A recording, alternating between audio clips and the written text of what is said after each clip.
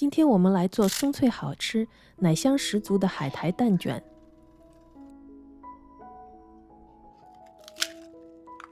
先来剪一些海苔丝，就用普通没有调过味的寿司海苔，沿着压痕剪成条状，叠在一起，再剪成2毫米宽的海苔丝。先放一边，然后我们来做蛋卷面糊。120克室温无盐黄油，加入60克糖，甜度可根据个人口味调整，再加少许盐，打至均匀，并且黄油略发白。加入3个室温鸡蛋，也搅打均匀。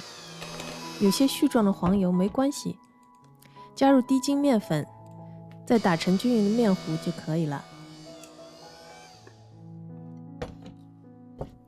把碗边刮一刮，整理干净，我们就可以开始做蛋卷了。中小火加热不粘锅，锅中间放入些海苔丝，取1大勺的量的面糊，放到海苔上，盖上一张烘焙纸，找一个平底盘，把面糊压扁压薄，也可以找个重量压在盘上，这样煎大约2到3分钟，直到边缘看上去有一些焦黄，烤纸也很容易掀开就可以了。趁热把它卷起来，有2种卷的方法，一个是用木勺的手柄来卷，加硅胶铲帮忙，一边转一边卷起。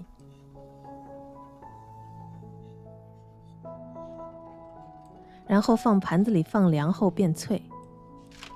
另外是用2根筷子来卷，一根筷子放在中间，折过来一部分蛋卷皮，另一根筷子压在上面，然后卷起。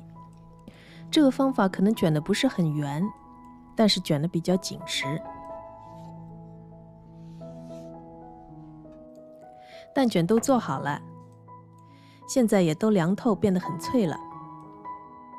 再配上一杯清茶，慢慢享受。